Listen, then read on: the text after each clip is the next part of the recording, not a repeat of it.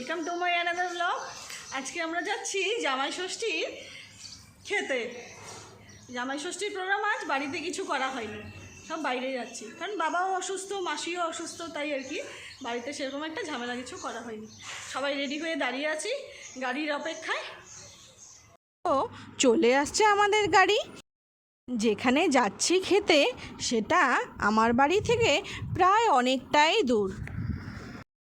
আমার বাবা দেখো মুখটা কীরকম করে আছে। বাবাকে বলেছিলাম এই যে নিচে যাব খেতে, চলো। তো বাবা বলছে নিচে যখন যাবি এখান থেকে এখানে আবার গাড়ি লাগেই নাকি। আমি বললাম চলো না, তোমার তো অপারেশন হয়েছে তাই হাঁটাচলা করতে অসুবিধা, তাই তোমাকে গাড়ি করে নিয়ে যাচ্ছি। তারপর যখন গাড়ি চলতে শুরু করলো হাইওয়ের দিকে, বাবা বলছে কী রে কোথায় যাচ্ছিস? আমি বলছি চলো দেখবে তো।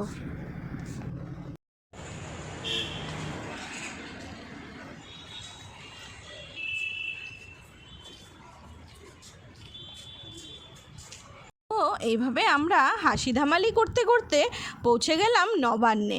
পৌঁছে কয়েকটা ফটোশ্যুট করে নিলাম। অ্যাকচুয়ালি আমাদের সবার তো একসঙ্গে হওয়াটা খুব বড় ব্যাপার। মা বাবা থাকে শিলিগুড়ি, আমি থাকি গৌহাটি, ছোটো মাসিরা থাকে লামডিং, তাই আর কি। যার জন্য এত আয়োজন, সেই জামাই রাজা জাস্ট এসে পৌঁছালো। আমরা তো সোজা বাড়ি থেকে এসেছি, ওর কিছু কাজ ছিল, তো সেই কাজগুলো সেরে তারপর আসলো। তো আসার পর আমরা সবাই হাসাহাসি করে বলছি ওয়েলকাম ওয়েলকাম, জামাই রাজার ওয়েলকাম। তারপর ওখানে গিয়ে দেখলাম সেই জামাই ষষ্ঠীর আয়োজন। তো ওখানের যিনি ওনার ছিলেন উনি আমাদেরকে দেখে বুঝে গেছে যে আমরা বাঙালি। তো বলল আপনারা কি বাঙালি? তো আমরা বললাম হ্যাঁ। তো বলল আপনারা কি জামাই ষষ্ঠীর কিছু প্রোগ্রাম করতে চান? আমরা বললাম হ্যাঁ করব। তারপর উনি এগুলো জোগাড়জান্তি করে দিল। তো মা কৃষ্ণকে এইভাবে আশীর্বাদ করলো। তো আশেপাশে যারা ছিল বেশিরভাগ নন বেঙ্গলি ছিল, সবাই হাঁ করে তাকিয়েছে।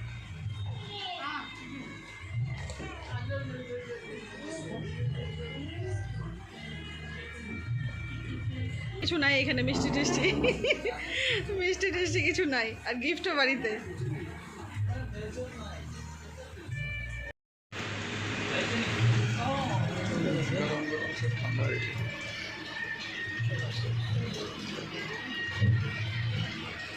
ও জামাই ষষ্ঠীর ভুরিভোজ থালি আমাদের সামনে হাজির করা হলো। একদম বাঙালি অথেন্টিক খাওয়া, দারুণ সুস্বাদু, খেতে খুবই টেস্ট ছিল। প্রত্যেকটা রান্না অপূর্ব, মানে তুলনা হয় না, মানে দারুণ দারুণ। আর ওখানকার যে ওনার ছিল, লেডি ওনারটা দারুণ বিহেভিয়ার, খুব ভালো বিহেভিয়ার।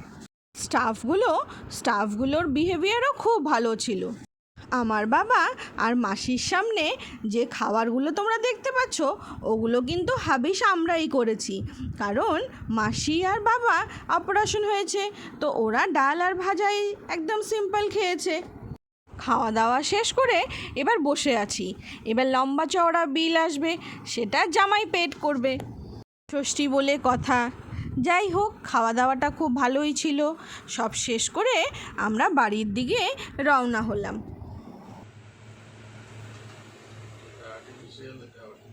এটা অরিজিনাল, ওটা আর্টিফিশিয়াল।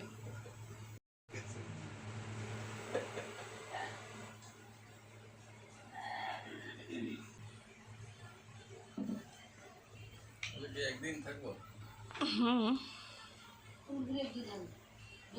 থাকবি জীবনে, আবার ষষ্ঠীতে দিতে হবে। হ্যাঁ